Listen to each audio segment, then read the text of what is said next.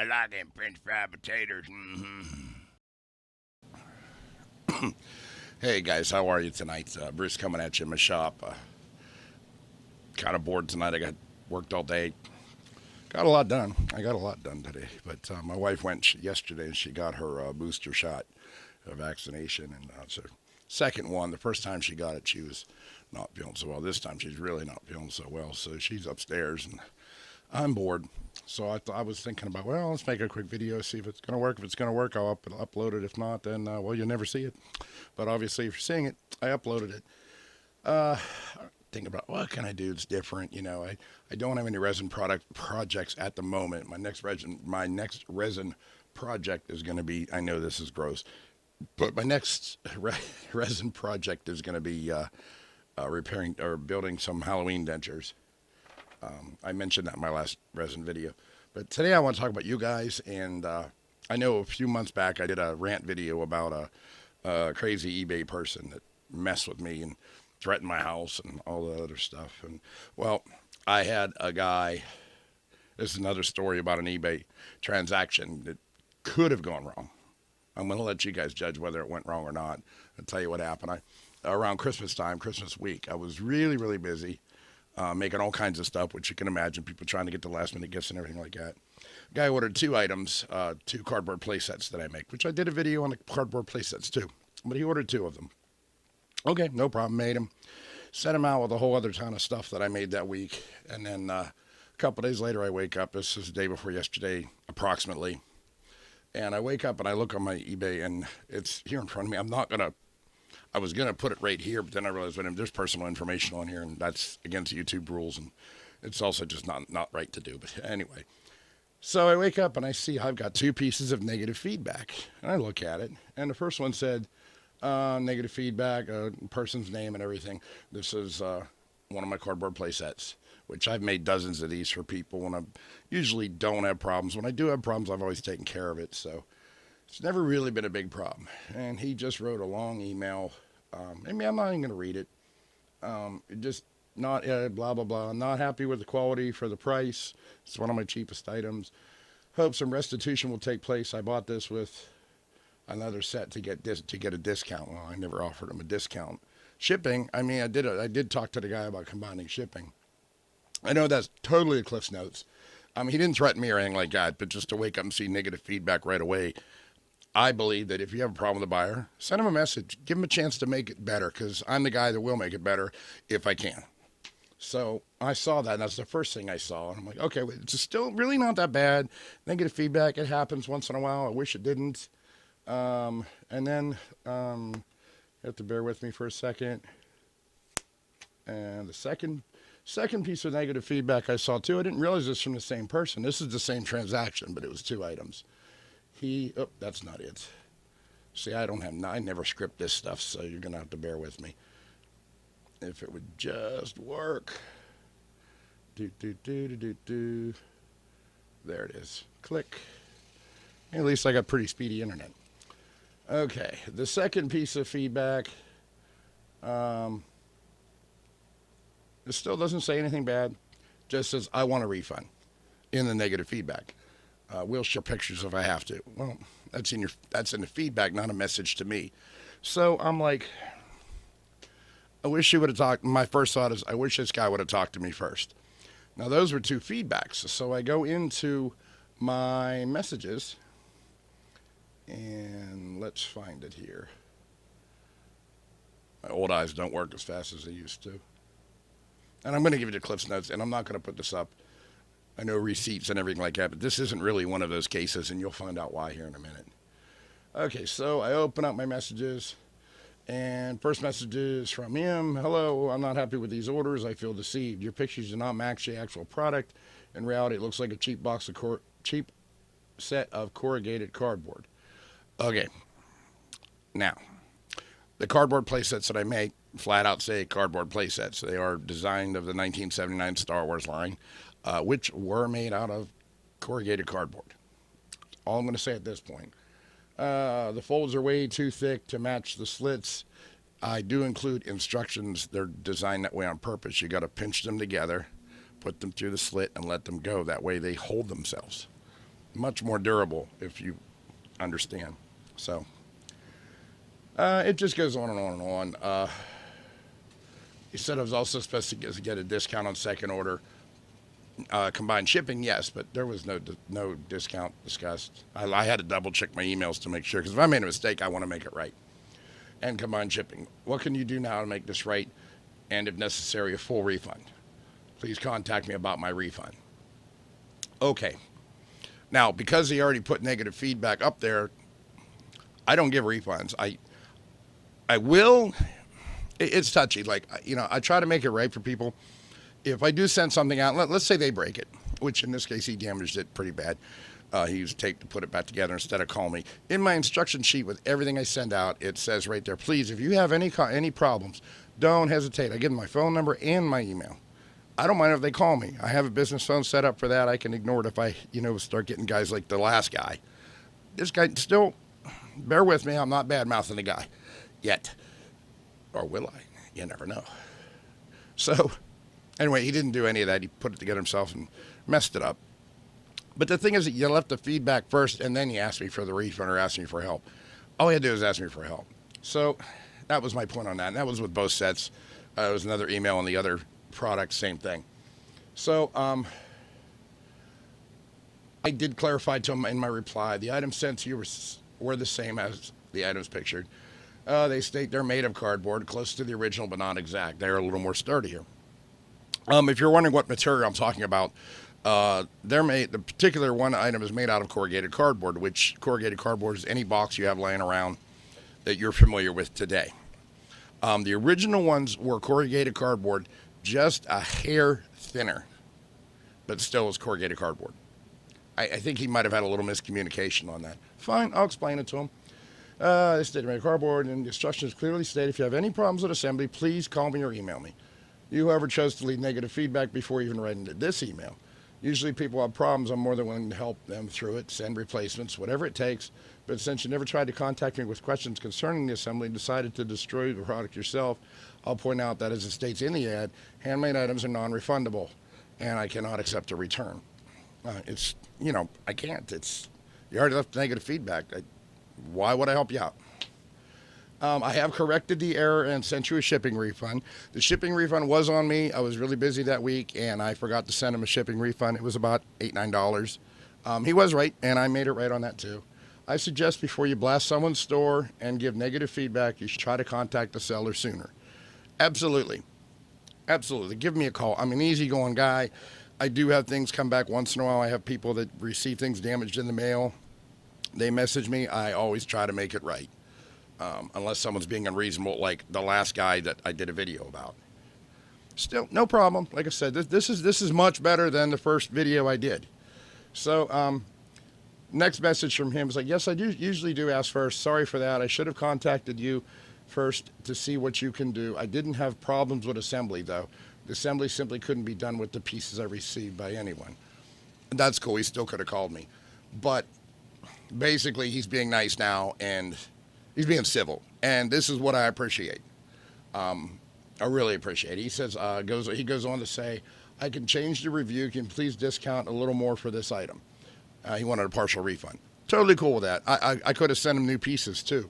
Just be nice. So he's coming around now. He's being cool. I'm sure he'd try, but it does not actually work as folded. Thank you. No problem, man. So I sent him back, and that was nice. I consider that like pretty much like, okay, I'm calmed down now. Let's see if we can work together, and I'm totally cool with that. So I sent him another email. Says, please delete both negative feedbacks, and we'll work this out. One solution for me is to remake the broken parts. Another is a partial refund. Let me know what you'd like to do. Believe it or not, I take a lot of pride on all my products, which I do. Problems arise sometimes, and I'd rather work it out nicely instead of a feedback war. Totally true. Like I said, the guy turned around, was nice. See how far getting nice can get you? He said, sounds great. You need to send me a feedback revision request, and I'll get right on it. And I did. And he took it, and he changed his feedbacks to... Y'all thought this was going to be like a really angry rant video. This is one of the ones that actually turned out really nice. Now, he changed both feedbacks. I'm just going to pick one here. The new feedback that he replaced it with Positive rating. Item comes as described. The pieces and tabs are thin and in a good way, like close to the original, and bends well. Looks great in a display with figures in front of it. It is a repro and great service to collectors. Seller is quick to resolve issues and very receptive and kind, so reach out if you have any issues. Colors pop nicely on piece, and piece looks great in the display. See, that's the final thing. A lot of my stuff comes unassembled, so you look at it and you just see a bunch of pieces. And if you're not used to putting stuff together, it's a little intimidating. The instructions are actually the instructions from '79. They're not very clear. We had a hard time with them back then too. But once you get it together and you put it on your shelf, yeah, it's right there. But anyway, my point about this guy is he sure he left the negative feedback, aggravated me a little bit at first, but then he was willing to work it out after, he realized that, hey, I'm not a jerk. I'm here. I get, out of, I sold so much stuff over Christmas, had so many orders going out, try to get them out as quick as possible. Sometimes there's some days down here, literally, I work 16 hours, and my wife is like, you need to come up for dinner. I'm like, all right. I go up, eat dinner, come back down, and then I work till I can't work anymore. Then I have the other days where I only work an hour or two. So, it evens out. But I really care about what I do, and I think most people that know me, and even people here on the channel, they know that. But this is one of those cases where it started out, it could have been really bad. I could have been a jerk to him, he could have been worse to me, and we'd be arguing, turned into another one of those scenarios that happened earlier on my channel, if you've ever read about the eBay buyer that threatened to kill me. So this one worked out nice, and I'm very happy about that. So I just wanted to tell you guys that. It's the only thing I can think of. I have a little talk session with my subscribers, members, whatever you guys want to call yourselves. I'm just happy you're here listening to me.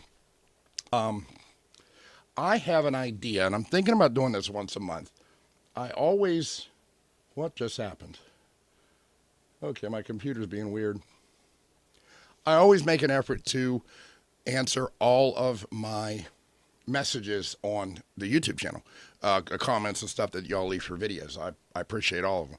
I do delete the really mean ones, which from what I understand, everybody gets them. So if I see a really mean one, click, bye. So I thought once a month I would sit down and talk about them like this. That way y'all know I am paying attention. I mean, I have so many subscribers now, my head's so swollen. I got 1,000 subscribers. I'm happy to have it. I'm happy to talk to you guys and teach you different things, whether it's resin, whether it's cooking, whether it's me messing around, Star Wars stuff. All you subscribers now probably looked at the videos and you see I'm like all over the place, but hopefully you find something you're interested in. So with that said, let's go through a few of these messages on my YouTube channel. I actually can share this. Let me see if I can do this real quick, or I'm going to have to log off or something. Okay, there, I got it all set up now. I can share these people's username because it's right on the channel. I mean, anybody can go in through and see it, so I don't think there'll be a problem with any terms of service on this. They're not bad anyway. It's just, I just want to acknowledge the people that leave comments sometimes. I got my microphone working good tonight. I don't know why some nights it doesn't. So it's just weird, but it seems to be working good tonight. Anyway, let's go. I'm just going to go through the past couple weeks of comments. There's not a lot of them, but just to acknowledge people that take the time to leave comments. I appreciate that. I appreciate the likes. Anybody paying attention, give me feedback, good feedback, bad feedback, polite feedback. I appreciate it. So let's get started here. This is on my chicken marsala video. I just made that yesterday, one of my cooking videos. And this is malfunctioning little twerp. It's funny, when I first saw this come up on my notifications, it said malfunctioning little twerp. I thought he was calling me that, and I'm like, oh, I might be malfunctioning, but I'm not little, and I don't think I'm a twerp. Anyway, I got a laugh out of it, but that's the guy's username. He says, I sub to you for the resin casting stuff, but now I also love the chicken cooking stuff. I like to find new ways of cooking chicken. So, well, I'm your guy, because I'm doing the cooking videos. It's something I really enjoy to do, too, and I throw them on the channel. There's also a Facebook group, too, that I have labeled on those cooking videos, most of them. Next guy, Noah Pulley, about a day ago, he says, on the how to make dice, resin dice video I did a while back. Love the that's how we learn attitude. Really reinforces my ambition to try this. Well, thank you, Noah. I appreciate that. I am learning stuff all the time when it comes to the resin things. Like I said, I'm no expert by far. I just figure I'm learning. I tried to do it cheapest way possible. I didn't really have anybody teaching me, and whenever I did ask other people how they did it, I would get attitude. This one guy told me, "Oh, I went to college for 4 years. Why would I share my knowledge with you?" Okay, I got 3 degrees, dude. I'll figure it out on my own, and I am. I'm like I said, I'm not the best, and I probably have a lot of bad habits. But as long as it comes out good and it's cheap and I can share with you guys, that's why I'm doing it. Next up, Dark Dragon 2 days ago, popping about. Oh, I did a video why my channel isn't for the little ones. Just basically, you can watch that. I'm not going to sit here and redo it. Just basically says why kids can't watch my videos. And he says, popping swear words like people eat Tic Tacs. LOL. I swear once in a while. I admit it, but not like that. Well, when home I do. When I'm not on this camera, yeah, I got a mouth. Next one, Slider Rails. For your crimes against tofu, commenting on my butter video. I said on there, because I don't like tofu, and I will never cook with it. I said on the video that tofu, the butter is like tofu. If you put it in the refrigerator and don't cover it, it's going to absorb every odor and flavor around it. And he said, for your crimes against tofu, you now owe me a tofu cooking video. You have until May 2023. That's over a year. My answer, yeah. Appreciate you watching, but yeah, does it look like I eat tofu? Same butter video. Tori Evans. I think I'm saying that right. Tori Evans. Can you do this with a blender? And I originally commented, I don't see why not. Yes, you can. I had done some research, and yes, you can do that with a blender, Tori. Next one, Julia Scott commenting on my pressure pot follow-up video, which those videos, if you watch the first one, you got to watch the follow-up video. I made some corrections. Like I said, I'm not perfect. I'm just learning too. I made some corrections and some very important safety factors that you need to hear if you're going to get into this. And anyway, Julia Scott says, thanks. The pressure pot isn't quite big enough for projects, and I greatly appreciate these videos. Thinking about trying the Gamma Seal lid, but the lid you're using is more reliable. Thanks again. The Harbor Freight pressure pot is only 9 inches inside, and I'm fixing cracks in bowl blanks. Julia, the problem, I don't know what a Gamma Seal lid is. I'm not going to sit here and say I do, because I don't. My pressure pot is just a paint pot with the clips that go around, and I think I referred to it as like one of the old pickle containers you'd get if you ever worked in a restaurant. I do know the bigger the bucket, the less pressure you can put it in. If you use a 5-gallon bucket, it's going to pop that lid. If you use anything bigger than a 5-gallon bucket, you're wasting your time. The one I'm using is a 3.5 gallon bucket. It works. I can't get the pressure up very high at all, but I have learned that it doesn't matter. That's why I only use the 6-hour clear cast resin, because it has time. There will be pressure in there, and it does have the time to work the bubbles out or squish the little ones. And it's been working good for me for all this time. So and I wish I could tell you guys where to find those buckets. I got it from a painter friend of mine. I have been looking for a link to get the same, to buy it online or something like that. The only thing I can say is go to a paint store and see if they have some that they're willing to part with. I really wish I could give you all a link for that. I don't sell them. Even if I had a whole bunch back there, I wouldn't sell them. I'm not trying to have merch and stuff like that on the channel. If I did have some available, I probably would if you paid shipping, but I don't have any more.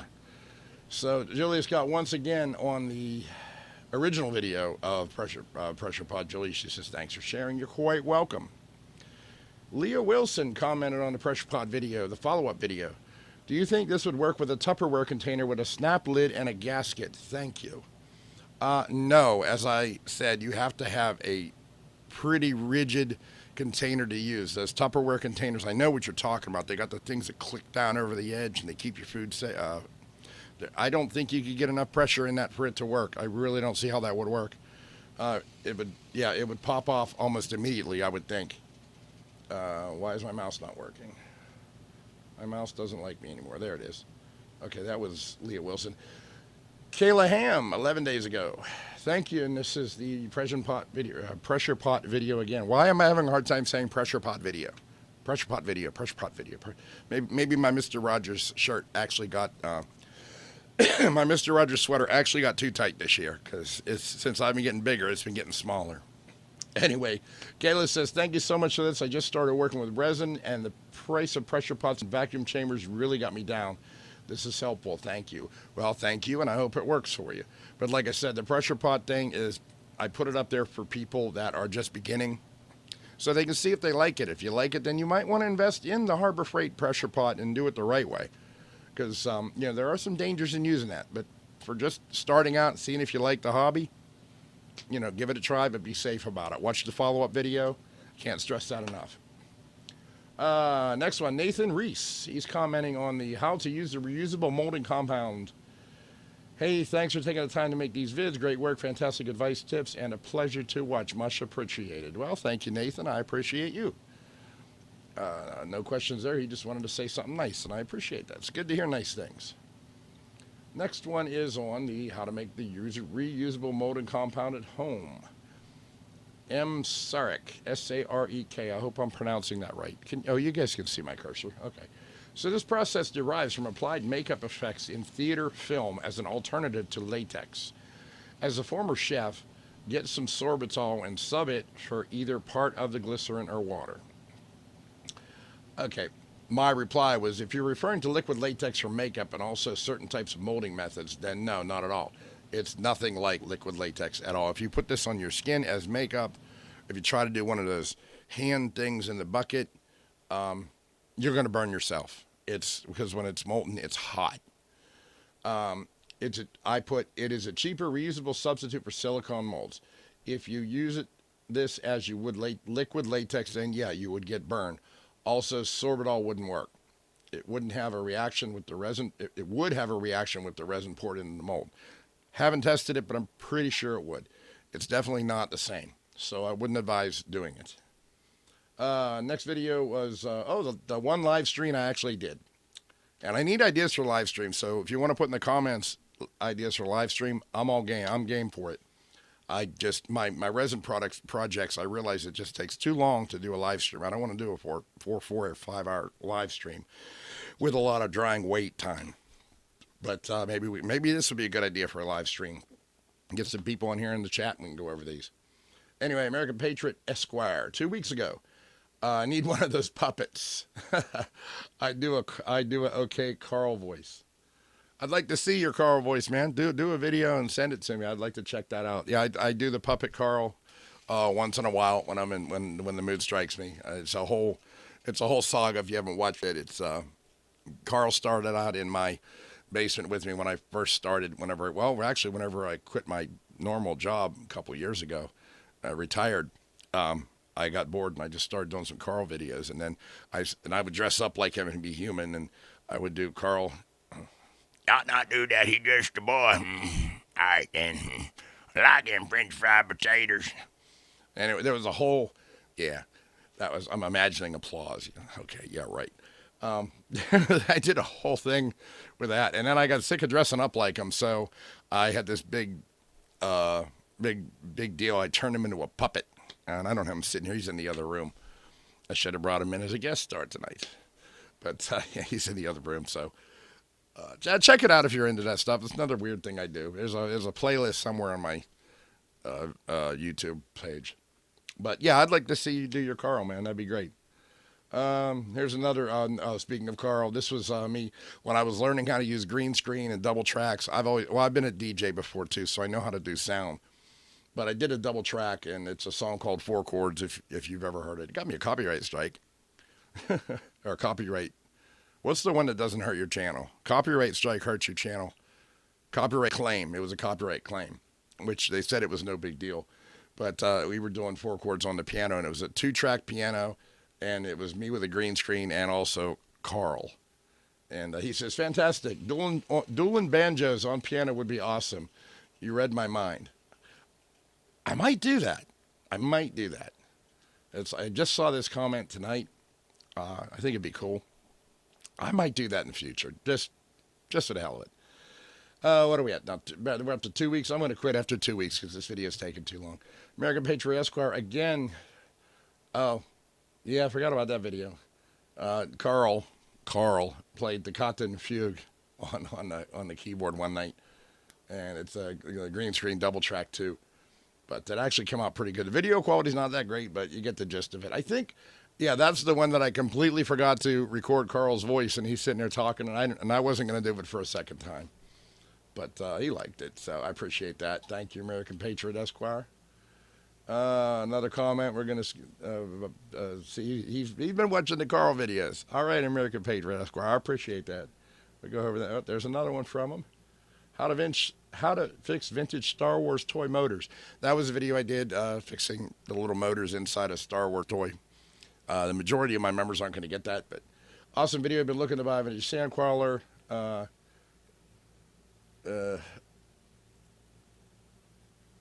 Yeah, that's a technical thing. I'm sure most of you won't care. You can read it. One more. Let's do one more.